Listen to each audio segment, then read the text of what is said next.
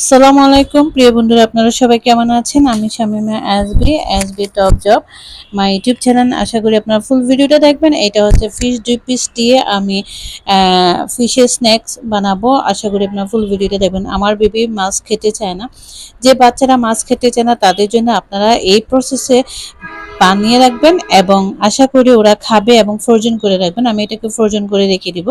আমি 2 পিস মাছ নিয়েছি, এখানে লবণ দিয়ে দিয়েছি পরিমাণ মতন, তার সাথে আপনার এখানে একটু হলুদের গুঁড়া দিয়ে দিয়েছি আপনার পরিমাণ মতন, তারপর একটু মরিচের গুঁড়া দিয়েছি আপনার পরিমাণ মতন। সবগুলো উপকরণ দিয়ে আমি পরিমাণ মতন পানি, water I can used water, আমি ওয়াটার দিয়ে দিয়েছি আপনার পরিমাণ মতন, দিয়ে এটাকে জাস্ট আমি বয়েল করে নিব।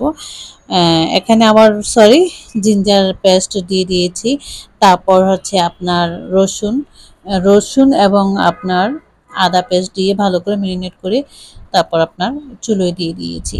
তো এখন আমি 2টা পিস, আপনার আলু লাগবে। আলুটা হচ্ছে বাইন্ডের ক্ষেত্রে আপনার লাগবে, যাতে তেলে যখন ভাজবেন তখন যাতে এটা ছেড়ে না দেয়।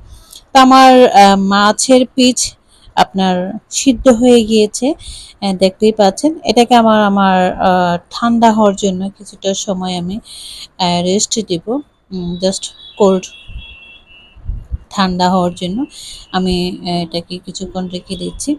তবে এটা দারুণ সুস্বাদু। আলু নিয়েছি, এখন একে একে করে সবগুলো আলু ছিলে এক সাইডে পাশে রেখে দেব এবং মাছের কাঁটাগুলো বেছে আপনার পাশে রেখব। তবে সবচেয়ে মজার বিষয় হচ্ছে কি প্রিয় বন্ধুরা, এটা খেতে খুবই দারুণ, খুবই মজা এবং ক্রিসপি। তো আশা করি আপনারা বাসায় দেখতে পাচ্ছেন কাঁটাটা আমি কিভাবে বেছে নিয়েছি।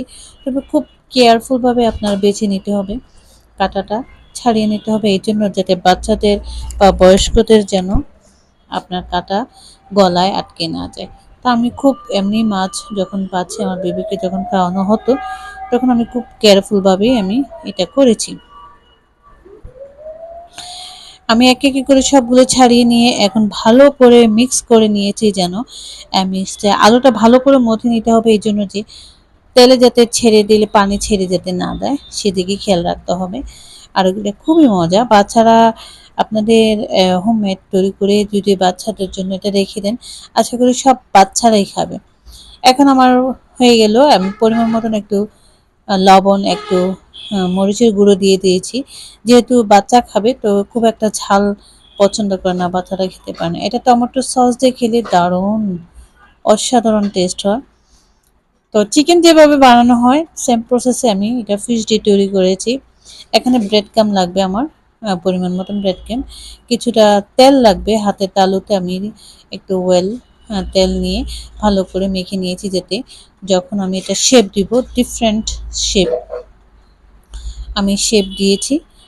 এখানে টি, ওয়াই শেপ এবং star shape and I shape, এই টাইপের শেপগুলো আমি দিয়ে দিয়েছি, যাতে বাচ্চারা খুবই হ্যাপি এবং খুশি হয়। তো এই জন্য আমার বেবি বেশ নটি এবং খুবই দুষ্টামি করে। তো আমি চেষ্টা করেছি, আর এটা ক্যাপসিকাম দিয়ে বানানোর তো কোনো কথাই নেই প্রিয় বন্ধুরা। আশা করি আপনাদের ভালো লাগবে ভিডিওটা, ফুল ভিডিওটা দেখার আমন্ত্রণ জানাচ্ছি। তার সাথে অবশ্যই কমেন্ট করবেন, ভিডিওটা ভালো লাগলে শেয়ার করে দিবেন। এই যে শেপ আকৃতি আমি কয়েকটা করে নিয়েছি। এখন আমার একটা ডিম লাগবে, পুরোটা ডিম লাগবে না, যতটুকু প্রয়োজন আমি সাদা অংশটা নিয়েছি ডিমের, এই যে হোয়াইট অংশটুকু আমি নিয়েছি পার্ট। এখানে দিয়েছি বলতে আমি যে স্ন্যাকটা, আপনার যে ফিশ স্ন্যাকটা এখানে মানে আপনার ডুবিয়ে এখানে আমি এটা ভালো করে স্প্রেড করে ব্রেড ক্রামে আমি স্প্রেড করে নেব। দেখতে পাচ্ছেন এটা জাস্ট স্প্রেড করে নিয়েছি, মুড়ে নিয়েছি। এটা নেওয়া হচ্ছে যে আপনি আবার হাত দিয়ে একটু ভালো করে চাপিয়ে চাপিয়ে দেবেন, যাতে আপনার ব্রেড ক্রামগুলো পড়ে না যায়। হ্যাঁ, তা আমি ওই দিকে একটু ভালো করে নিচ্ছি, সবগুলো একে একে করে সবগুলোকে আমি আপনার মুড়ে নিয়েছি ব্রেড ক্রাম দিয়ে। আমারও সত্যি করা থেকে এটা খেতে আমারও ভালো লাগে। আমিও মূলত মাছ খুব একটা তরকারি মাছটা যখন রান্না করা হয় এটা খুব একটা খেতে পারি না। তো তখন আমি এভাবে খেতে আমারও খুবই ভালো লাগে আসলে। দেখতে পেয়েছেন বন্ধুরা কিভাবে শেপ করে দিয়েছি। আপনারা বিভিন্ন ফ্লাওয়ার এটসেট্রা এটসেট্রা শেপ দিতে পারেন। আমি খুব শর্ট টাইমে করেছি, যতটুকু সম্ভব হয়েছে আমি করে নিয়েছি। তারপরে হচ্ছে যে আপনার এটা আসলে খেতেই খুবই মজা লাগে, আমারও ভালো লাগে। এভাবে আমি সবগুলো একে একে করে নিয়েছি। দেখছেন হাত দিয়ে একটু চাপায়ে দিলে আপনার এই যে ব্রেড ক্রাম্ব গুলো ছিঁড়ে পড়ে না, মানে হয় না। তো আমি এটাকে একটা ডিব্বাতে এবং এয়ারটাইট ডিব্বাতে একদম ফ্রিজে যেহেতু রাখবো, এখানে দেখেন চাপিয়ে দিয়ে দিয়েছি এটা। চাপিয়ে দেওয়ার অর্থটা হচ্ছে যে ব্রেড ক্রাম্বগুলো একে একে করে পড়ে যাবে না। তো সবচেয়ে মজার বিষয় হচ্ছে কি, এটা ফ্রোজেন করে রেখে দিয়েছি। ফ্রোজেন করে যখন রাখবেন অনেক সময় ব্রেড ক্রাম্বটা পড়ে যায়, তখন আবার কি করবেন আপনারা, একটু ডিমে, হালকা ডিমে আবার ওই যেভাবে দিয়েছি এটা করে চুবিয়ে নিয়ে আবার ব্রেড ক্রাম্ব দিয়ে ভাজার সময়, মানে ভাজার পূর্বে আপনি দিবেন, সেম ক্রিস্পি এবং খুবই মজা হবে। আপনার পানি ছেড়ে দেবে না, কিছু হবে না। আর যখন খাবেন ২-৩ ঘন্টা আগে আপনার নামিয়ে রাখবেন, বা ৩-৪ ঘন্টা আগে নামিয়ে রাখবেন, দেখবেন যে একেবারে ফ্রেশ থাকবে, খুবই ভালো থাকবে। প্রিয় বন্ধুরা, ভালো থাকবেন। ভিডিওটি ভালো লাগলে অবশ্যই লাইক কমেন্ট করে পাশে থাকবেন। আবারও দেখা হবে নতুন ভিডিও নিয়ে। সে পর্যন্ত ভালো থাকবেন। আমি বিদায় নিচ্ছি এসবি টপজব থেকে। আবারও দেখা হবে।